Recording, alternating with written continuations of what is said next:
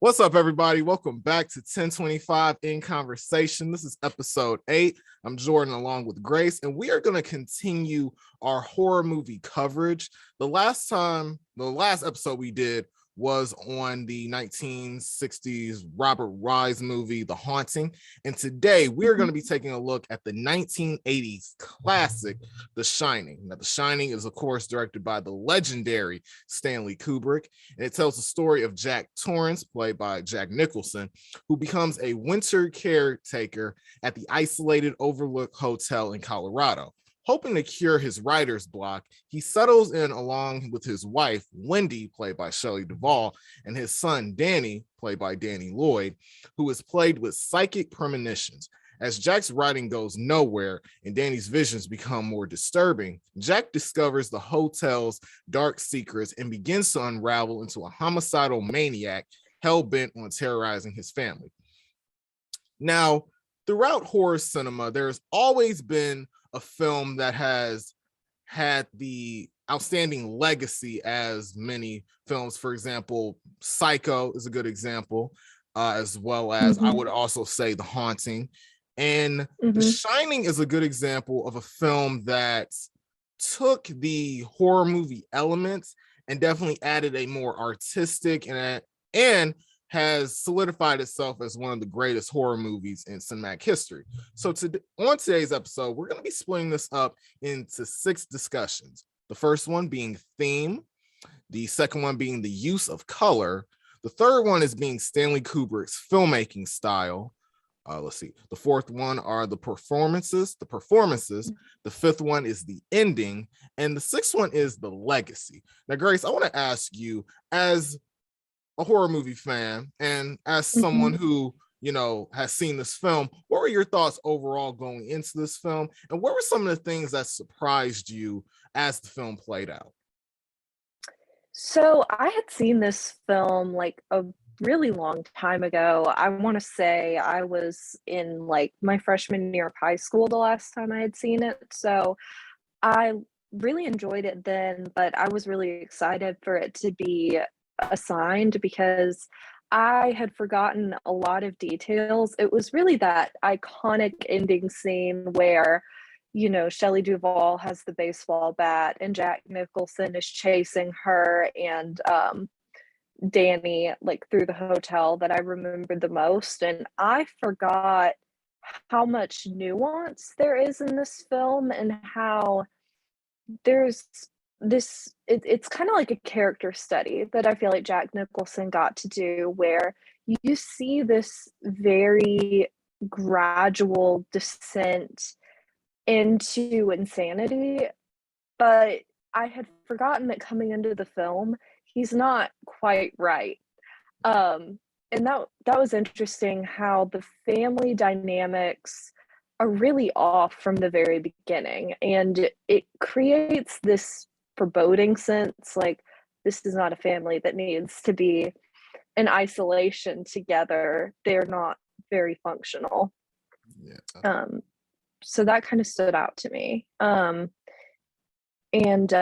just the way it's filmed, like you had mentioned, very artistic. All of the shots of Danny on his bike, that just creates this really, it's eerie because you're like watching these horrible images from the point of view of a child. And I honestly had forgotten how creepy Danny could be when he's doing the Tony voice and everything. So it's a lot scarier than I remembered it being, but it's a beautiful film.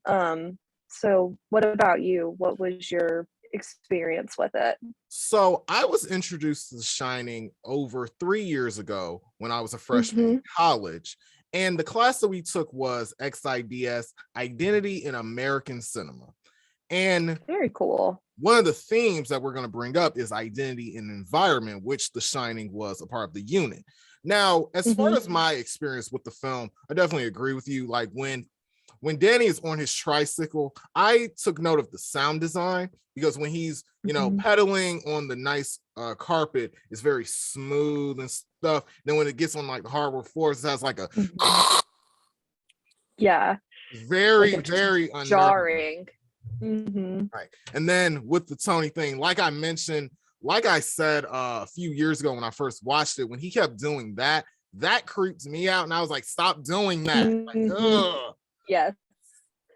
Yeah. But Yeah. first, No, for sure. yeah, definitely. Now we're gonna get started to our first main point, and that is the theme. Mm-hmm. And in this film, I saw really three themes that played prominently throughout this film. First one is identity and environment, very similar to The Mm-hmm. Haunting.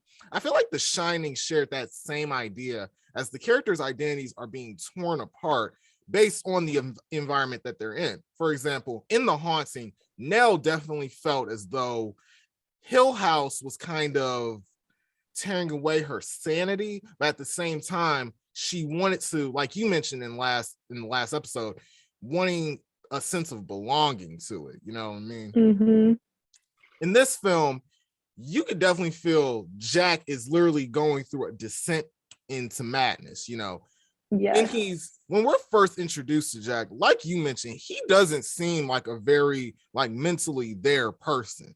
And then when we Mm-hmm. get a sense of his home life, you can tell that he was a dark figure when Wendy is talking to, I believe it's the social worker, and she's talking about, yeah, Jack was an alcoholic, he did abuse Danny, and Mm-hmm. it felt as though she was trying to make excuses for his violence, which is similar to what a lot of Absolutely. abuse victims, definitely, which is what is similar to what a lot of abuse victims go through.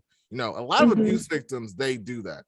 Grace, what were your thoughts on the overall idea of identity and environment as it related to this film? So, the first thing I want to mention is because you brought up The Haunting and Nell.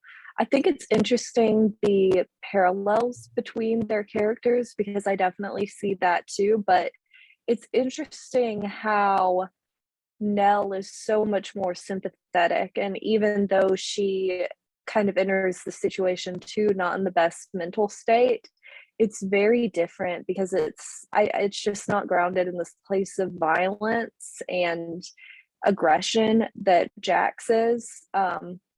And there is a very interesting idea of identity development that you see in this film. It's the article by Hoyle, The Uncanny and the Fairy Tale in Kubrick's Shining, where it talks about how Wendy is this character caught between these simultaneously developing identities of Jack and Danny as they are encountering this uh, supernatural kind of world.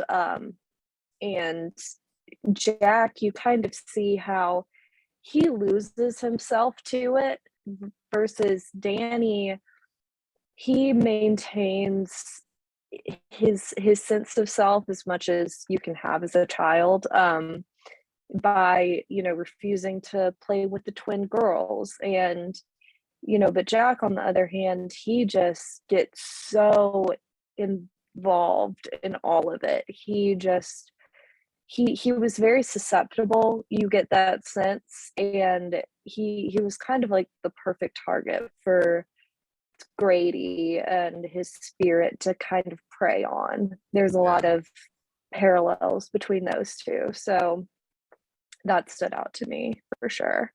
definitely. I definitely agree with Mhm. you as Jack felt like the perfect target to kind of be molded into, and this is a word that I'm going to use later on. He was kind of Mhm. molded into becoming a demonic caregiver, basically. And I'm going to Mhm. expound upon that in a few when we move on to, let me see, when we move on to the performances. Because I definitely think Jack Mhm. Nicholson, he portrays that idea of a man who had never really had a perfect sort of life. And Mhm. he was molded into a very tragic, not really sympathetic, but a very tragic villain in a way. Mhm. Now, the next theme is identity with trauma. Now, throughout this film, we get a sense of each character's past in a way that affected them and molded them into the person that they are today. For example, with Jack, it is revealed early on in the film that he was an alcoholic. Alcoholism was one of the things that plagued his life and caused the abuse between Wendy and Danny, which is what their trauma was. You know, there was a really interesting idea that I think Professor Mock brought up, was the fact that even though we don't know that much about Jack's childhood, who knows? Maybe he was somebody who, that's what he saw in his household. Maybe his father suffered from substance abuse and all that stuff, and that was his idea of what a man was supposed to be, you know, something very dark and very monstrous that kind of makes you feel bad for him in the long run. And then with Wendy and Danny, I put abuse. Now, of course, in America, abuse is the main thing that plagues our neighborhoods and our communities. But I feel like Danny's abuse led to his innocence being taken away, you know, for sure.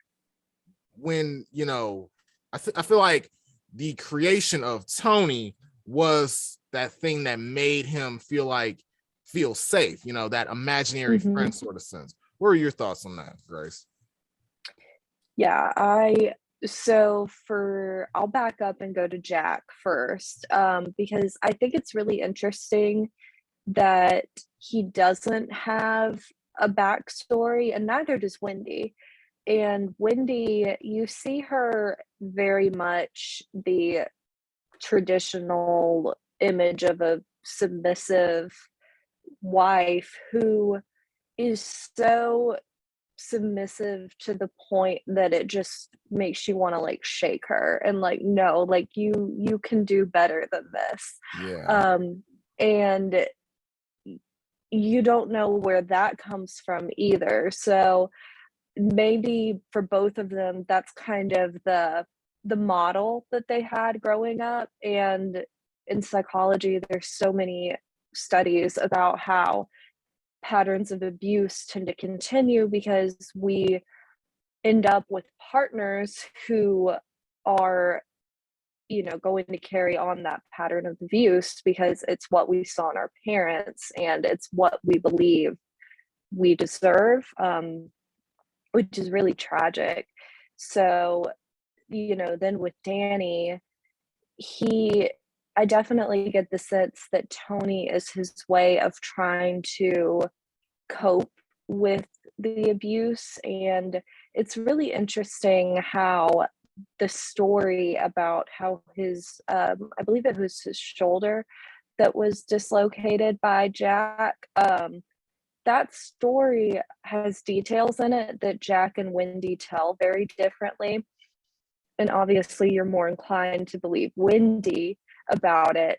But as you said, she was still making excuses to the social worker. And it's really sad because Danny, he kind of has to have Tony because that's the only person who will be there and protect him. And I thought it was interesting when I watched it again. One of the first times, like when he passes out after he sees the blood coming from the elevator, he wakes up and he says that Tony's gone and he's like hiding in his stomach. And I thought it was interesting that at first Tony can't always protect Danny, and I think that's why he passes out. And then later Tony almost overtakes Danny to protect him from his father. So it's like Tony gains strength as the movie progresses. Definitely. I really like the point that you brought up where, you know, abuse victims, they kind of meet someone who's like a reflection of their parents, because Mm-hmm. that is actually a very prevalent point that is brought up in the sequel Dr. Sleep that came out a few years ago. Oh, Because see, in I the haven't seen sequel, that yet. I haven't seen it either, but I've like read about Mm-hmm. it. But like in the sequel Dr. Sleep, Danny pretty much becomes like a version of Jack. He kind of descends into a madness where he suffered, alcoholism and all that type of Mm-hmm. stuff. And I found it really interesting that he pretty much became sort of like a reflection of his father, basically. Yeah, that's sad and that's really interesting. And unfortunately, that makes a lot of sense, particularly because I mean, his dad dies after trying to kill him. Like the trauma Yeah, that would stay with him his whole life. yeah. That's Mhm, definitely something that can happen. Now, the third theme is isolation. Now, very mhm, similar to a little bit different from Hill House because of the fact that there were more mhm, people. The mhm, cinematography of The Shining, as well as like the snowy, landscapes of the Overlook mhm. Hotel gives off a very cold and a very somber atmosphere. Like, when you first are introduced to the Overlook Hotel, you feel like something is a little bit off. And I'm gonna go to even the opening scene, because The Shining is well known for having an opening scene that literally from the first frame, it makes you feel like weird. It makes you Uneasy. uneasy, gives you a Mhm, sense of dread, it gives off a sense of dread. mhm. On a cinematography standpoint, Grace, I want to ask you, what were your thoughts on the overall cinematography, the overall like creepy factor of it? I think the cinematography, particularly with the shots of the hotel, you see how in the beginning, it's not I mean, it's definitely there's a sense of foreboding, but it was there wasn't all the snow, it was lively. It was so interesting to see it full of people in the beginning because you're so used to the hotel being empty for most of the movie, so it's not an inherently scary place, it's the isolation that makes it so scary. And one of the shots that stands out to me is when it first starts snowing and like the sky is so dark and Wendy and Danny are like running through the snow and playing in it, but there's parts of the hotel that are like almost to the roof with this pile of snow. Like even though they're playing in the snow and they're having a good time, there's a sense that they are utterly trapped. Like, parts of the hotel aren't even accessible from the outside anymore, and it's just interesting how kind of oblivious they are to it up until the moment that they aren't. And then with other aspects of cinematography, of course, the Steadicam is iconic in this movie, and even the way that there's, like, those close-ups on Jack's face where he's not saying anything, it's just Yeah, Jack Nicholson giving a great facial acting performance, like, it's so unsettling, and all of that is just so well edited together, and there's a lot of dynamic, like, POV shots, which are really help put you in the movie. yeah, So yeah. It helps you mhm, kind of be in the shoes of this character. And I love where you brought up Jack Nicholson's yeah, like facial expressions, because of the fact that mhm, while Wendy and Danny are playing, you see that shot where the camera zooms in on Jack's face. You just mhm, immediately think, yes, something's up with this dude. Something's up with this yeah, dude. yeah, Right. for sure. And now we're going to transition into our second topic, the use of color. Mhm, Now, color in film is very important. I know back mhm, during the black and white days, that stuff was, limited, but color is essential. And the two colors to me that Stanley Kubrick really emphasized in The Shining was the use of red and blue, and also green as well. Starting off with red in film is portrayed as a lot of things: passion, power, love. But the biggest one is danger that I feel Stanley Kubrick utilized. This can be even prevalent with the clothes. Jack's sweater, well, not sweater, his jacket that he wore, that was red. The bathroom where I think the bartender, well, not Lloyd, the man in the suit met him in, Grady. That was red. Yeah, Grady, that was red. Yeah. I think what Danny was wearing, that was red. The elevator that opens up and blood pours out, red. It symbolizes this unnerving sense of dread that literally is like has its grasp on you for the majority of the film. As far as blue is concerned, I think the main idea that Stanley Kubrick wanted to do with blue was to address isolation. One of the scenes that I noted in this film is the iconic staircase scene where Jack is taunting Wendy. Wendy has the baseball bat. She's swinging it everywhere, right? If you look closely, most of the scene is blue.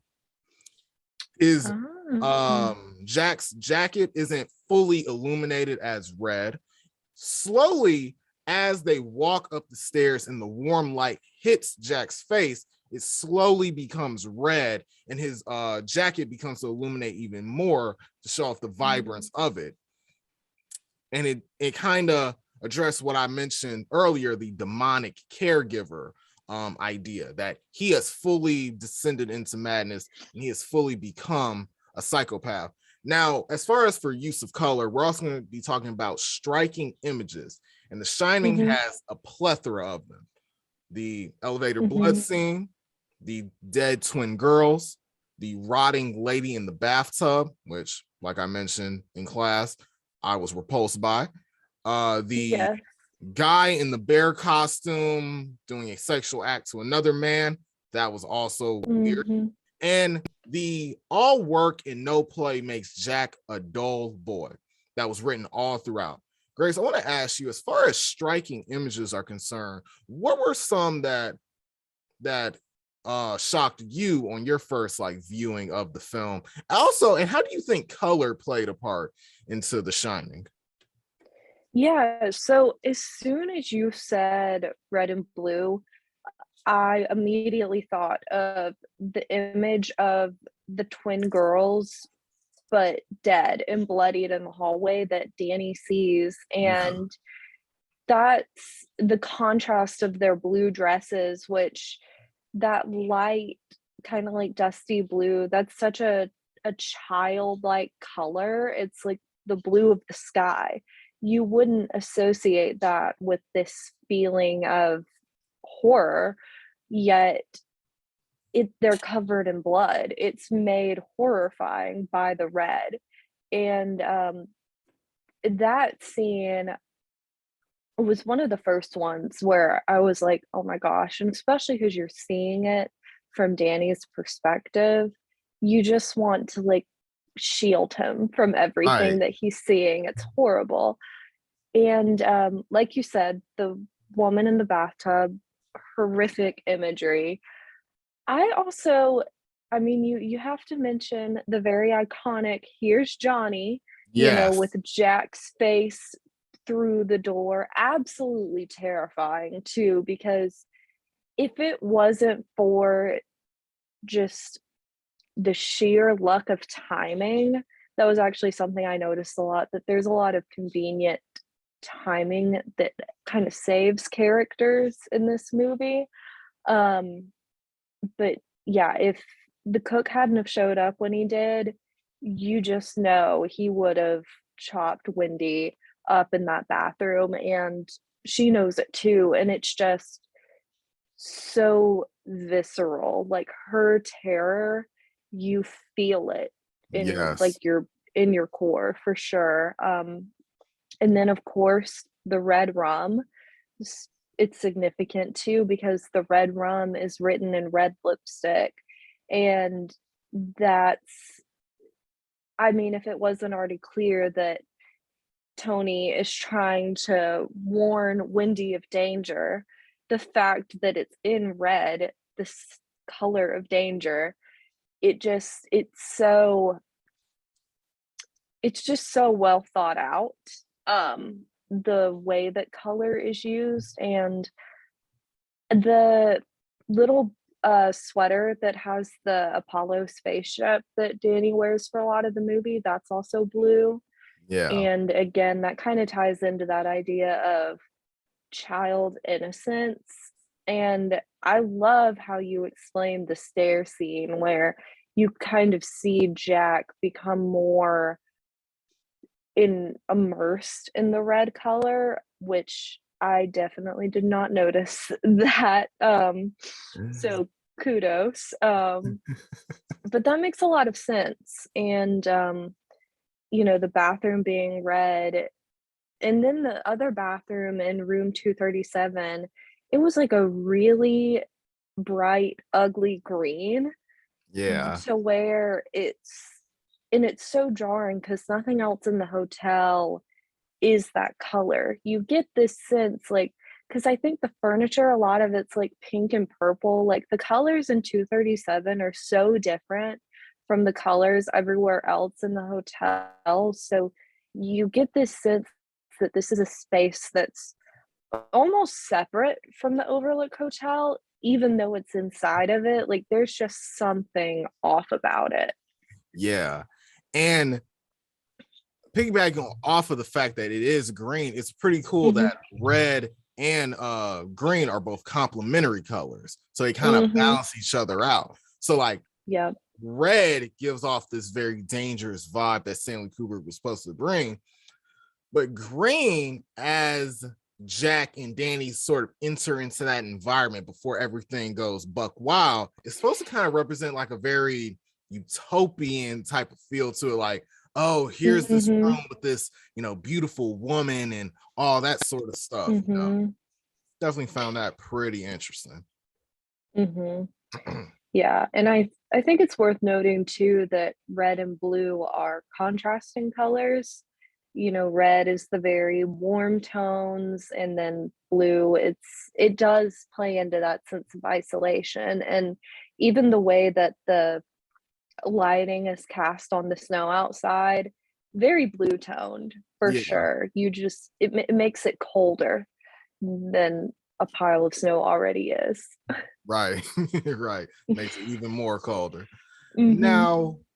Now we're gonna take a step back and go through the behind the scenes antics of this film.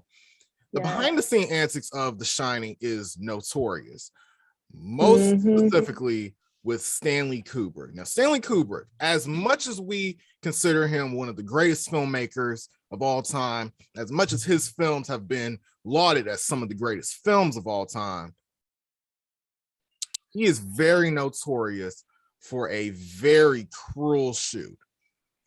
A good Mm-hmm. example, the staircase scene that we just mentioned took 127 takes to film. According to Which Shelley, oh, go ahead.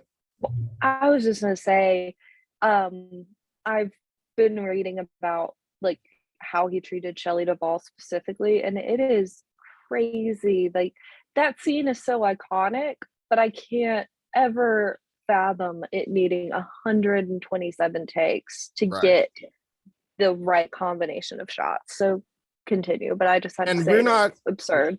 that's not even the only one. That's not even the only one. Mm-hmm. According to Shelley Mm-hmm. Duvall, the famous "Here's Johnny" scene, the scene that we all know where Jack is literally in the door. Mm-hmm. That scene took 3 days to film and the use of 60 doors for Jack Nicholson to break with the axe. Granted, that could have been that was probably therapeutic for him because of the fact that everyone was trapped in this house with this crazy man, crazy director man. Yeah. Yeah. He was picturing Kubrick on the door. Yeah, exactly. Let's Yeah. see. A next one is the 7-minute scene where Halloran, played by Scatman Carruthers, he Uh-huh. discusses with Danny when he first arrives at the hotel about their ability to shine. Took a total of 148 takes. Now, sometimes Stanley Kubrick was like, okay, let's just use the first one. After all those takes, 148, and Scatman Carruthers was literally exhausted from that. Oh, I'm sure. Well, and I can only imagine, I cannot remember the actor's name who plays Danny, but a child having to have the attention span to do 140 plus takes of the same thing over and over when it's already like slow paced and kind of boring on film sets anyway. It's Absolutely. crazy.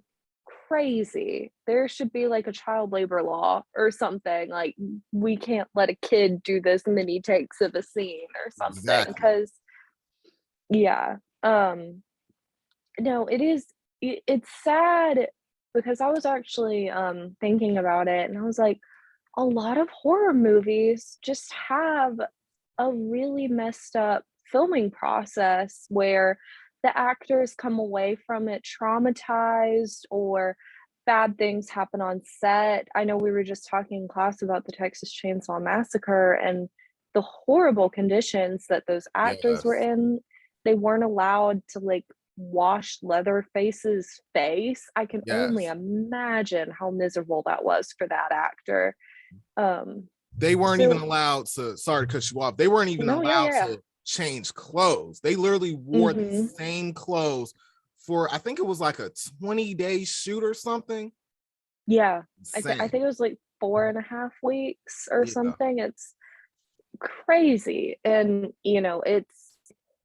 this is a brilliant film, but it's sad that the actors had to go through so much, and I mean, Shelley Duvall has openly talked about how traumatizing it was, Yeah. and Kubrick even forced her into isolation because he wanted to get the best possible performance out of her, but she was cut off from a lot of her loved ones during filming because Kubrick was so adamant that she feel the same sense of isolation. And I don't know, I'm not an actor, but that just feels very excessive. I feel like you can access a sense of isolation without being isolated. Exactly.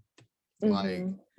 that's why a lot of, and I did some research on this, that's why a lot of Mhm. actors, they want to work, and a lot of filmmakers in general, they want to work on like a Clint Eastwood set, because Clint Eastwood has very short film hours. The Mm. usual filming process is like 14 hours, which I still don't understand how that even Mm-mm. works.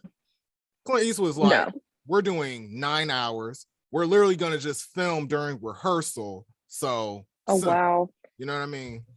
I mean, that's still a lot though. A 9-hour day is still a long day. Yeah. Actors and filmmakers, they go through a lot. Yeah, yeah. And of course, like you mentioned, uh the treatment of Shelley Duvall. Now, Stanley Kubrick has been notorious as a director who is extremely difficult to work with, but Mhm. his treatment on Shelley Duvall, that was like the icing on the cake.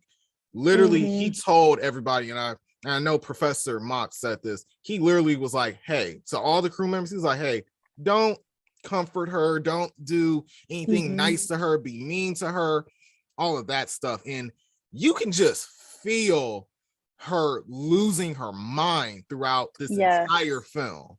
Like, and I can't even imagine, because I've worked on a film set before, Mhm. and even like I can't imagine the it feels like the world is just falling apart around you, on top Mhm. of you being trapped in this house for a whole year surrounded by Mhm. these people.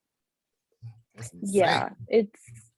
It's crazy, and I mean, she gave a great performance. You can't deny it, but it's so sad when you realize the cost of that, because I mean, it's not worth it to be traumatized like that. Not the emotional, I mean, it was borderline emotional abuse that she had to endure. And I know that Jack Nicholson had it to an extent, but it really feels like when you read interviews and articles, like Shelley was targeted. Yeah. And you know, but and I just think of what it takes to get to like those emotional places that both of them had to get to, and just what a dark place you would already have to be in for the role, and then for you to not have any reprieve when the cameras are off. Like Yeah. that just Insane. that sucks. That's insane. Mhm. And even Shelley Duvall has always, which she doesn't act anymore, but anytime, it's rare Yeah. when there's an interview with Shelley Duvall, she will always bring up the Shining, her treatment of the Mhm. Shining, which is Yeah. insane and very interesting to look into, to be honest. It is, because it's like, I mean, you would assume it's her least favorite role that she's played, but it's what she is most known for. And Yeah. I think it's interesting that she always brings it up, because, you know, that kind of just reinforces like, this is what you're known for. And, you know, it kind of feels like maybe she's trying to, I don't know if it's about raising awareness. Maybe it's trying to just reclaim that experience as her own, because I'm sure she felt very out of control during that process of creating that movie. Yeah. Um, so it is interesting to consider that, though. Yeah. Now, going into, since we were talking about Shelley Duvall, let's talk about the Mhm. performances.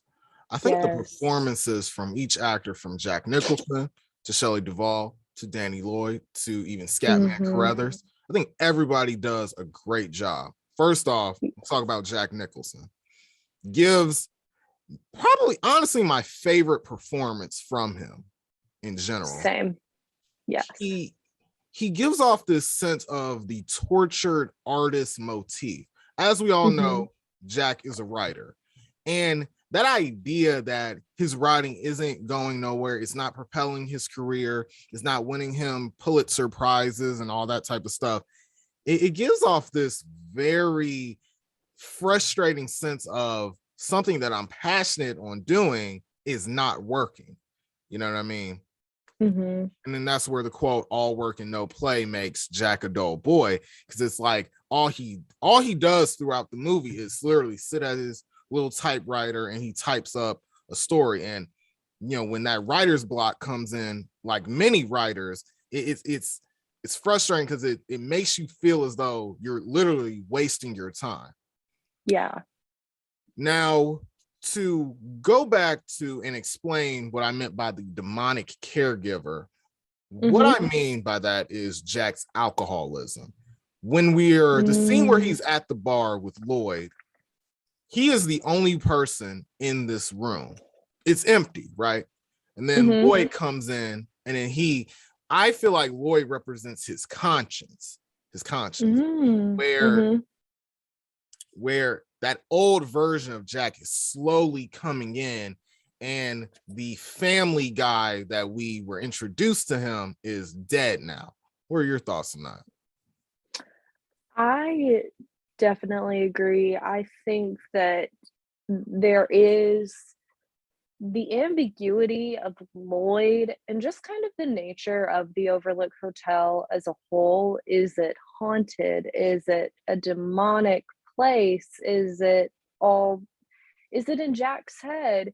You know, I think that adds to just how unsettling and like genuinely terrifying this movie can be at points.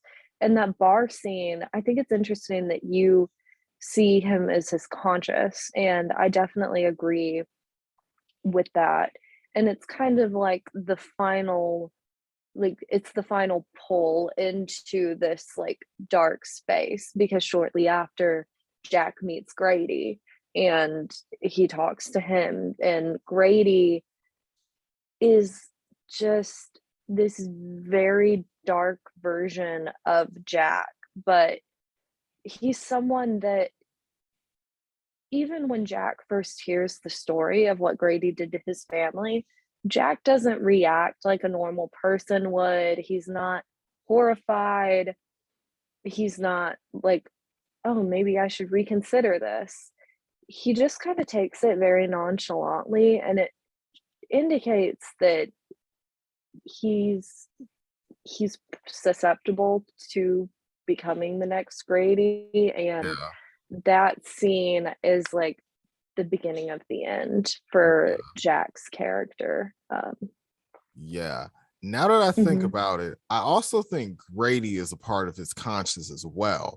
Like mhm, Lloyd is that voice that screams, hey, Jack, go back to your old tendencies, with alcoholism and all that stuff. mhm, And then Grady is that voice where he is possessing him to commit this mhm, violent act.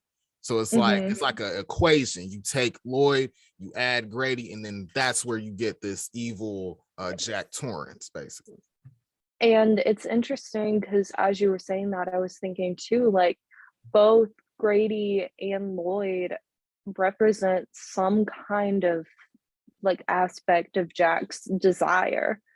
Like he has this really deep, deeply rooted, deeply repressed desire to harm his family, which is implied in the earlier scene where we learned that he hurt Danny a few years ago. But I mean, it's not a stretch, I think, for anyone to say that he probably abused Wendy at some point during their Yeah. relationship. So it's kind of like the drinking and everything, like it just represents this like dark desire that he really wants to live out. Yeah. And speaking of Wendy, and I like how you brought up the fact that it's possible that Jack Mhm, abused Wendy, because now we're going to talk about Shelley Duvall. Now, we all know, mhm, both me and you, know that Shelley yeah, Duvall gave a great performance despite all of the yes, craziness that ensued on set. yes, One of the things, stellar. it's very stellar. One of the Mhm, things that I definitely pointed out my first time watching it, I feel like Shelley Duvall perfectly portrays a tragic, battered housewife, basically. yes, Here's what I mean by that. Early on in the film, she's making excuses for Jack's violence mhm, towards Danny. Like I mentioned, a lot of abuse victims go through that. You know, mhm, I do think at some point in time, Jack did abuse Wendy, maybe even mhm, before Danny was born. You know what I mean? It's mhm, very interesting. These characters, I think, are very interesting to explore, maybe in future stories or what stories, such as yeah, like prequels and all that stuff. And yes, for sure. on top of that, which I still don't understand this, Shelley Duvall was nominated for a Razzie, which is the worst awards ever, like for worst actress, worst director, Oh, which I don't I did understand. not know that. That's She was, horrible. yeah, on trivia on IMDb, it actually Mhm, states that she was nominated for a Razzie, which I mhm, don't understand, because if that was me and I was like a member of like the Academy and all that stuff, and I'd mhm, be like, no, let's nominate her for Best Actress, because yeah, knowing what she had to go through, it's like mhm, I wouldn't do that, you know, like yeah. Well, and even before, like, the first time I watched it, I remember being, like, so struck by her performance, and I didn't know any of that stuff the first time I watched it, so she just gives such a visceral performance, and I think her terror adds to the overall sense of terror, and her desire to protect Danny, like, you can feel that, like, her like, she starts out as like a weak character, but I think that moment where she picks up Danny after she I don't know if Jack actually did cause the bruises on Danny, but after that's what she believes, she's immediately like sprung into action. She's like, no, I'm going to get my son out of this situation. And you feel her fear and her like duty as a mother, like very Definitely. much so. Um, and just the amount of times that she like screams and cries while he's chasing her, that bathroom scene where he's like, here's Johnny, like Yes. part of what makes that scene so iconic is her reaction Yes. to that. Mm-hmm. The literal terror on her face is Mm-hmm. astonishing. Literally, like her Yes. eyes are like literally about to bust out of her head because Yes. it's just like I felt that too. I felt the fear that was going on with Mm-hmm. her. On top of the fact that she was being abused by the director and the entire crew. Like, I know. Like she still gave this incredible performance despite the, conditions that she was unfortunately subjected to. So it adds like a layer of like just awe to me in her performance. And I think she plays, because she almost feels like a 1950s housewife, the yeah, way she's kind of like doting on Jack and very submissive to him, but she plays that really well too. yeah. Because you have to transition out of that into, I'm going to protect my son and get away from you. So that's no small feat. It wasn't. Definitely Hmm. wasn't. And speaking of an actor who definitely can act a lot with his face, like Shelley Duvall did, Danny Lloyd, the actor who plays Hmm. Danny, did a really good job. And it's mainly his face, his Hmm. facial expressions that sold me on this character. You know what I mean? Giving, in my opinion, one of the best child performances in history in cinema. Oh, And absolutely. I also think that one of the things that is indicative to Danny's character is the corruption of innocence, because I feel like Jack's Hmm. abuse killed Danny's innocence, you know. Yeah, for sure. Because when Tony talks, if you set aside that the voice is just creepy, it's Yes. kind of like in a lower register. Like you can see it as like Danny trying to project a more adult version. Like I don't know about you, but I don't get a sense that Tony is a child. Like Tony is like an adult who Yeah. is there to protect Danny and to speak on his behalf when he's too scared to, or he doesn't have the ability to because he's a child, but he's Definitely. forced into these adult situations. It's again like Dan, but I agree with you too. His face, like his facial acting, like that iconic scene of him, like it's the close-up shot of his face with his jaw dropped open as he's staring in horror at the twin girls, like Yes. amazing. Or when Halloran is killed, when the axe literally hits him in the chest, it cuts to Mhm. his facial expression. And I was like, Yes. good God, this kid is good. Yes. It like I said, like knowing the amount of takes and things he had to do, I'm like, where do you find a kid like Danny Lloyd? Like they Yeah, just man. he had the attention and the talent. Like it's crazy. So, and I also think it's worth noting, like, just how significant it is that there's really only, with the addition of the cook, there's really only three main characters in this movie. They're only ever interacting with each other. for the Yeah. most part, but they carry this long movie so well. Yeah. Now, we talked a lot about the overall aspects of the film, the performances, the Mm-hmm. production behind it, the use of color, the theme. Now let's Mm-hmm. talk about something that has been discussed for years, the ending. As Wendy and Yes. Danny escape the Overlook Mansion and as Jack freezes to death, everyone's Mm-hmm. gone. The camera slowly it slowly zooms into this picture, Mm-hmm. right? And when I Mm-hmm. first watched it, I was like, okay, what's this picture, right? But then remembering when Jack was telling Grady, you used to be the caregiver of this, right? And then Yep. Grady said something like that. It zooms into this picture at this party, and the final shot we see is of Jack Torrance in the crowd. Ever since I've seen this film 3 years ago, I always wondered, okay, what does that represent?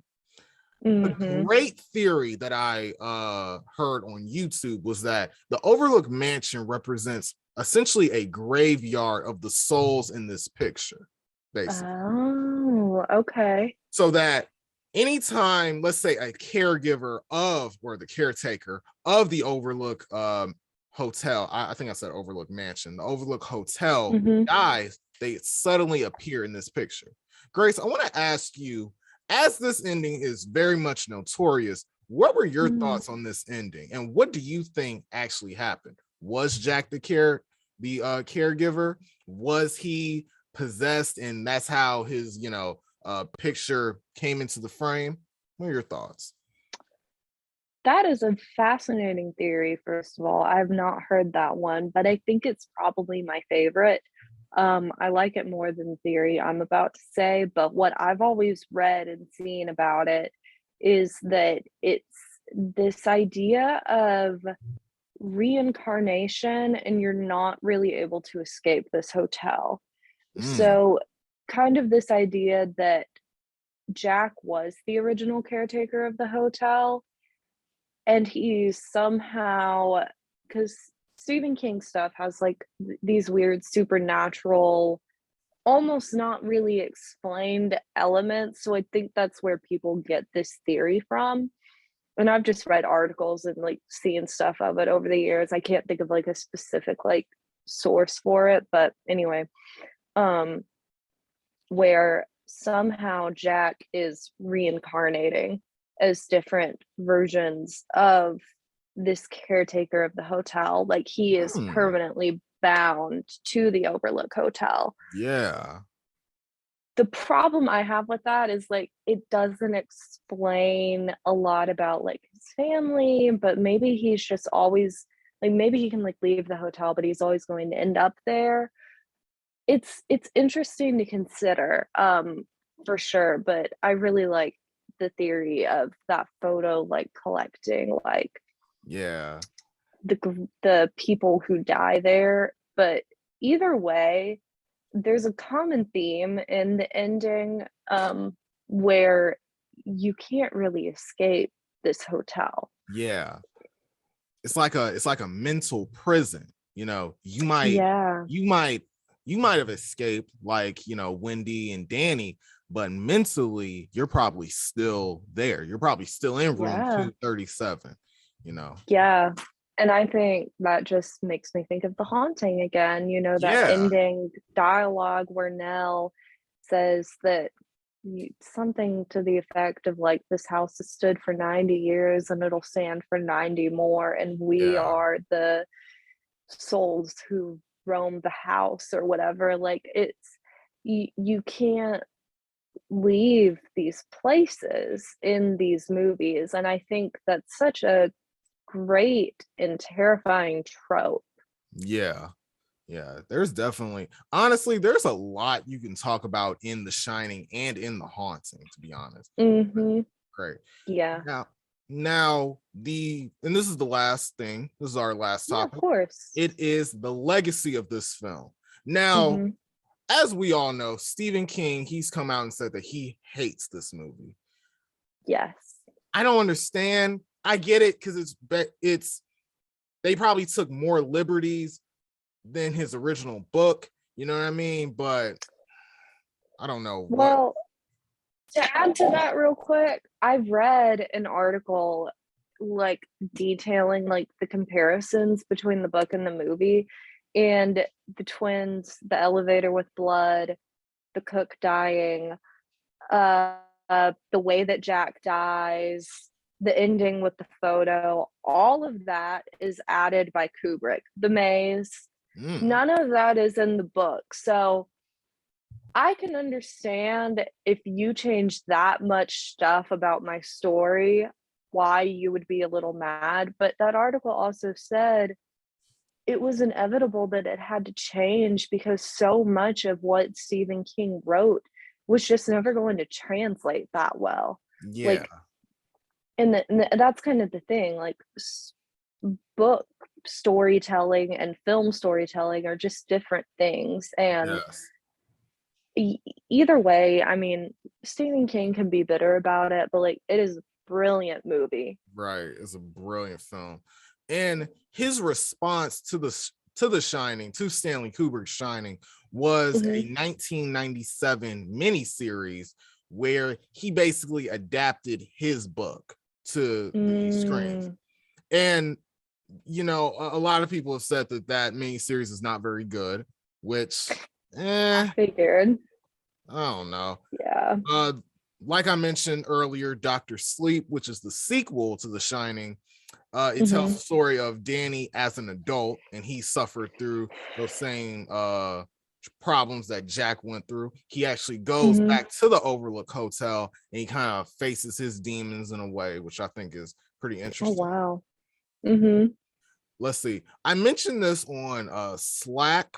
There is a music video from the rock band 30 Seconds to Mars. That's Jared Leto's band, where it's called I saw that. Yeah, it's called The Kill or Bury Me, and it basically pays homage to The Shining, which is a really good music video. It's honestly one of my favorite music videos. And the last one is, I think Grace brought this up. It was Room 237 documentary. It's a documentary based on the production of The Shining. And that's pretty much it. So yeah. awesome. I'll just say that like the film has such a legacy. I mean, Here's Johnny, how many times has that been parodied, referenced? Like, there's just so much in that movie. Like, it's going to live on forever. And even if someone hasn't seen The Shining, they know of it and they have an idea of what happens in it because it's just too iconic not to. Absolutely. It definitely is iconic. And it's definitely going to be those. It's definitely a film that once you first watch it, it guarantees multiple viewings, in my opinion, for you to fully get the story. But that's pretty much it. Grace, thank you for another great episode of In Conversation. And thank you guys for watching 1025 In Conversation. I'm Jordan, along with Grace. We'll see y'all next time. Peace.